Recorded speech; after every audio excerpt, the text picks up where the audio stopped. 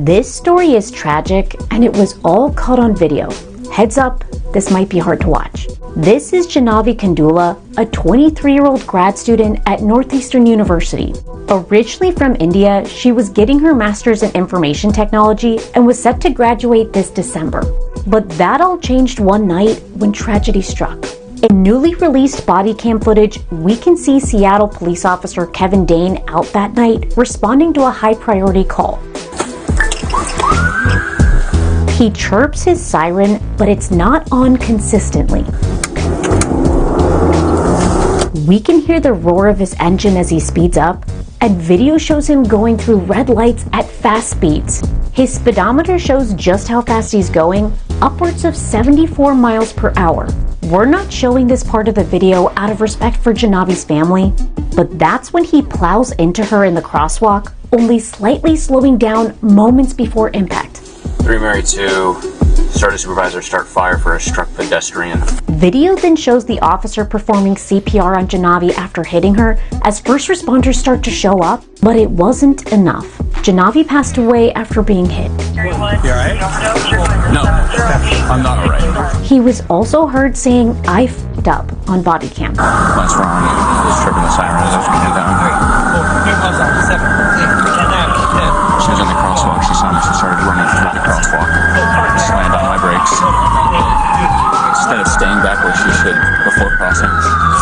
The speed limit is just 25 miles per hour on the street, and again, he didn't have his sirens on when he hit her. I can have 100 minutes. I could have. There's nothing for me to do right now but sit, and that is the worst thing to do. Right? You just have to sit here. So many questions that are unanswered. So many questions. This all happened back in January, but the footage was just released this week. Police ruled the incident an accident, and he was back at work a couple of days later. But an investigation is still ongoing, and prosecutors may still charge him with a crime. So my condolences goes out to that girl's family, just for the simple fact. I myself was in a situation like this that I'm still currently going through. Police officer was going like 70 miles an hour. That's too damn fast. And then you didn't have your sirens on at that. 40 miles per hour, he couldn't stop anything, anybody jump out, in that split of a second. I know how that feels. You just have to be careful and aware. And unfortunately, in his situation, he wasn't aware. Whereas in my situation or somebody else's, we was aware, which we pretty much caught the brunt of, of what could have been very traumatic. Like, if he was paying attention, he could have swerved, probably got into an accident, himself would have been hurt. But in this situation, since he wasn't paying attention, she lost her life. Luckily in my situation, I was paying attention and I got all the brunt of the hurt and everything because I could have took somebody's life. So that's why you're texting by driving, all this on the phone, talking, driving shit. Y'all really need to obey these rules because that shit, stuff like this is what happens when you don't obey those rules. And the thing that kills me is how the police officer was able to go back to work. This was, something he should be off work without pay for the simple fact you killed somebody. It's not like he injured somebody. They can never see this, their daughter again. Here are controversial teen police interrogations that sparked outrage. What stories of police misconduct have you heard? Let us know below. Number 10. George Stinney. In 1944, 2 girls rode past the Stinney home on their bikes and asked George, 14, and his younger sister where they could find maypop flowers. These 2 girls would be found 2 days later deceased in a ditch. Immediately, George and his brothers were arrested, though his brother would be released. The 14-year-old Stinney would be held and interrogated without legal counsel or parents present for 6 hours by police, after which he would sign a pre-written confession of guilt and statement. It is well understood that teens are incredibly susceptible to malicious interrogation tactics and will frequently admit to things they never did. George was not allowed to see his family at any point during the trial, and not a single black person was allowed inside the courtroom. George was represented by a tax commissioner campaigning for political office who effectively did absolutely nothing to argue George's case. He did not dispute when separate officers relayed conflicting testimony testimonies or cross-examine any witnesses. George's counsel called no witnesses and offered only the most token of resistance. George was sentenced by an all-white jury to death after just 10 minutes of deliberation. One of the witnesses, George's 7th grade teacher, would later admit to being paid off to testify against George, though he did not reveal who had paid him. Activist groups around the country begged for clemency or at least a reduction in the penalty for George, but the governor, who reportedly spoke to the 14-year-old himself, refused to stay the execution. George's father would be fired and the family would be evicted from their company housing after the guilty verdict and made to flee for their lives from Alcaloo, South Carolina. 70 years later, George was posthumously exonerated, but no reparations were paid. Man, that's crazy. As we can see from these pictures in the time now, his brother snitched and said he the one who probably did it, which these little bad motherfuckers probably was, you know what I'm saying, doing stupid stuff. But how they handle it definitely was illegal as shit. But then again, you look at these photos, the time of it, so again, that's just kind of crazy that this is how they did things back then. And I can say I'm very thankful and lucky to be born in this time, because as we know from history, in these type of times, people like me, man, the opportunity to how things was. Reparations were paid. Number 9, Leon Brown. Leon Brown and Henry Lee McCollum were two teens wrongfully sentenced to death by Judge Joe Freeman Britt. Leon and Henry were arrested under suspicion of a heinous murder and SA, and were held without parental or legal counsel or representation for over 5 hours while being interrogated heavily by police. Both boys would sign scripted confessions which they would recant later, and attested were heavily coerced by officers. Evidence would come to light that many of the witnesses who blamed Leon and Henry were in fact lying, and the two mentally disabled boys were deeply coerced and exploited by police. The trial would show even more misconduct, as Judge Britt denied the defense access to a massive amount of exculpatory evidence which clearly showed the murder was far more heavily tied to known mass murderer Roscoe Artis. Police denied this evidence even existed for 30 years. Judge Britt is known as the most lethal judge in US history and had a serious penchant for pursuing the death penalty against every single defendant possible, primarily with defendants of color. Leon and Henry were lucky enough that they would be spared the death penalty and eventually exonerated decades later, though neither the police or Judge Britt would ever admit to any wrongdoing. Number 8. Sharif Cousin. Sharif Cousin was found guilty of taking the life of Michael Girardi in 1996 and sentenced to capital punishment. He was 17. Girardi and his date Connie Babin had been out for dinner when they were accosted by 3 teens. Girardi told Babin to run, and she did. When she turned back to look, Girardi lost his life to the weapon of one of the teens. Babin would initially testify to police that she hadn't been wearing her glasses and could only see vague shapes, and that the murderer had definitely been shorter than Girardi. None of these details were taken into account by police. All that mattered was that Babin had picked Cousin out of a lineup as the triggerman, despite the fact that he was 4 inches taller than Girardi. Cousin actually had video proof that he had been at a basketball game at the time of the murder, but apparently a clear alibi and total lack of forensic evidence tying him to the crime was not enough to convince the jury of his innocence. The case was full of misconduct, including the investigating detective lying to the judge to get the initial warrant. Babin would later admit she had never seen Cousin before the lineup, and it was obvious that the police had ignored any semblance of justice or duty and were simply trying to execute an innocent 17-year-old. Without both witness testimonies and facing a coming storm of misconduct allegations, the district attorney's office eventually dropped the case and Cousin was exonerated. Number 7. Damn, imagine having to go through what this guy had to go through, you know what I'm saying, just to show that you wasn't the one near. And then these stupid ass people gonna say, oh, it was you, you got pointed out on the lineup.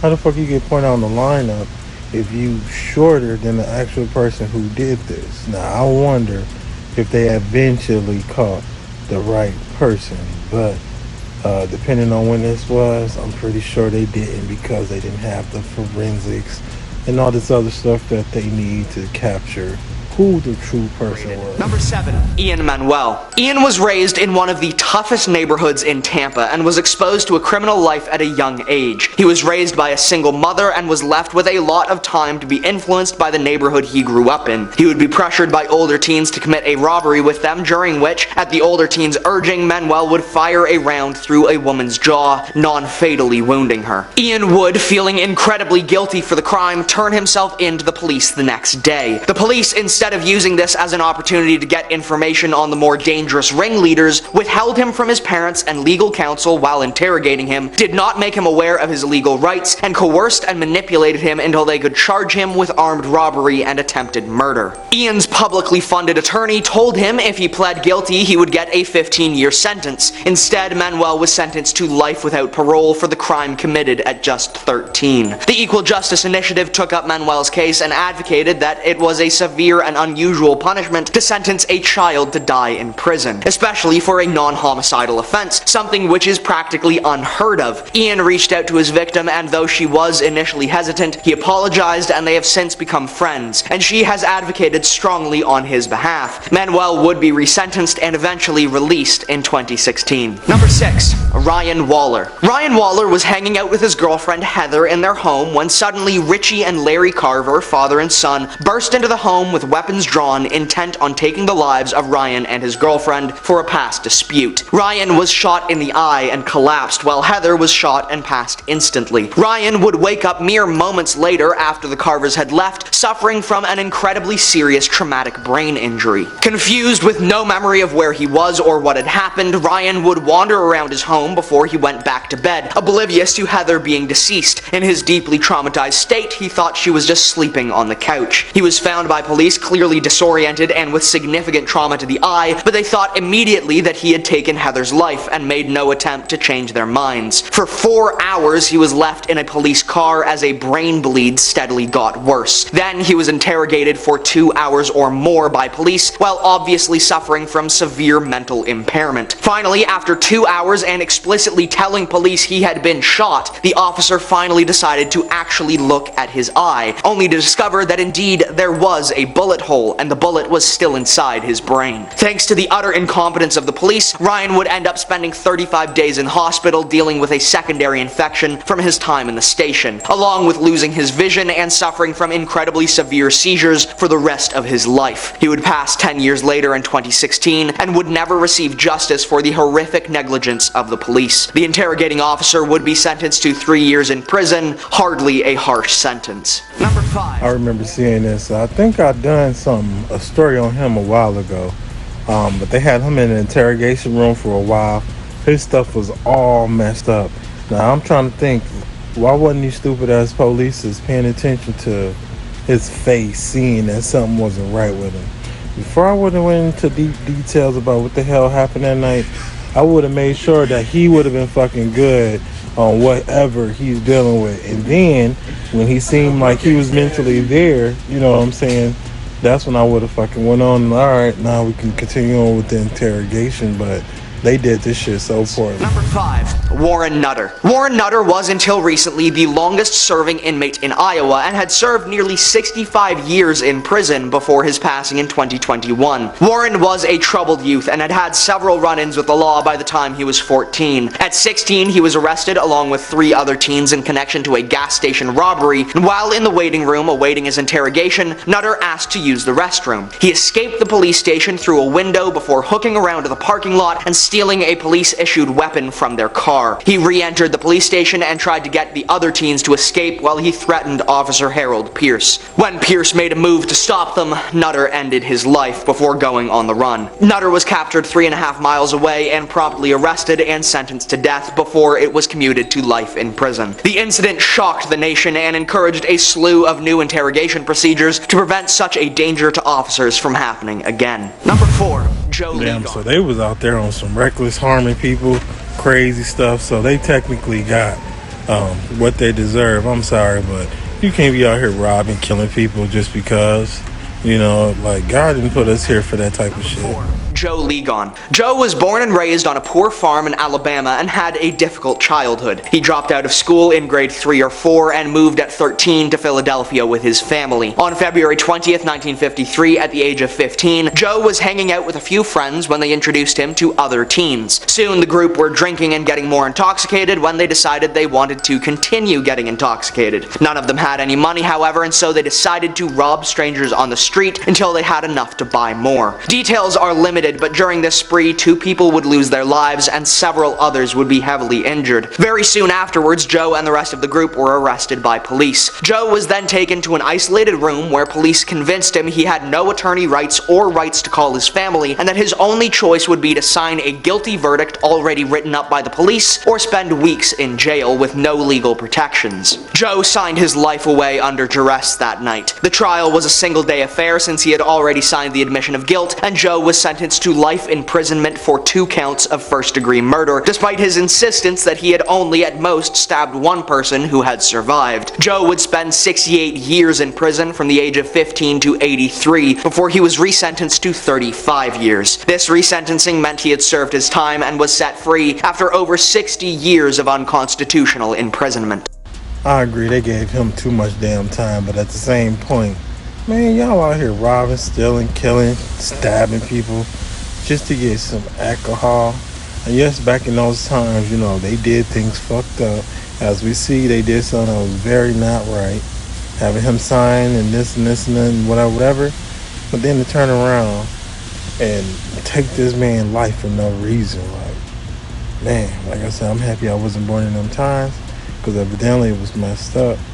Ain't no telling what could have happened, but of course he eventually got out, you know. So what do they do when, I'm curious what happened, because some people who done time like this, they usually give him a little something. Maybe they didn't give his ass nothing because of him stabbing somebody, but at the same time, he done all them damn years. Imprisonment. Number 3. Sammy Robinson. Sammy Robinson was arrested and charged with aggravated SA when he was 16. However, he was not told by police that he had a right to an attorney, and so his case was overturned. Sadly for Robinson, in the days he was in jail waiting trial, he murdered another inmate, allegedly in self-defense, and was promptly sentenced to life in prison for second-degree murder. Sammy is 86 now and has spent 70 years in prison. He is the longest-serving inmate at the Louisiana State Penitentiary. None of this would have happened if not for the utter incompetence of the police in their None of this would have happened if not for the utter incompetence in procedure of the police. Robinson did try to appeal his murder charge in 2018, however his papers, which he was not in control of, were filed late and so were discounted. Because of this, he has lost all rights to appeal unless he meets very specific criteria for review. He has no more family on the outside, his parents have passed, and no friends from when he was 16 remember him or care to visit. He still wants his freedom, but he knows it will likely never come. He is currently filing a lawsuit against the state for poor standards of care and access to health care for the elderly in the Louisiana State Penitentiary. Number 2. Kenneth Young. Kenneth Young had a difficult home life. His mother raised him alone and also had serious addiction issues. She would leave him sometimes for days or weeks at a time as she went on benders and binges. It was during these times when Kenneth, now 14, was approached by a 24-year-old substance dealer named Jacques Bethia. Jacques told Kenneth that he needed more people to help him with some robberies. Initially, Kenneth refused, but after both his life and his mother's life was threatened, he was forced to agree to be an accomplice. From the ages of 14 to 15, Kenneth participated in 3 armed robberies and 1 attempted one in the span of 30 days. Kenneth and his exploiter were arrested and tried for the crimes, where Jacques, the adult substance dealer who started it all, was sentenced to a single life sentence. Kenneth was sentenced to 4 consecutive life sentences. Despite it being obvious the 15-year-old was being extorted, police declined to consider him a victim, which he certainly was, only thieving under threat of death. This allowed prosecutors to pursue the maximum possible sentence as opposed to the minimum sentencing for a case such as Kenneth's, which would have been under 4.5 years. Kenneth is working his way through the appeals process for the 3rd time now, and though progress is slow, it seems he may be out someday. Jacques will be out in 2030, well before Kenneth ever will be. Number 1. Ronald Sanford. Now that's kind of messed up.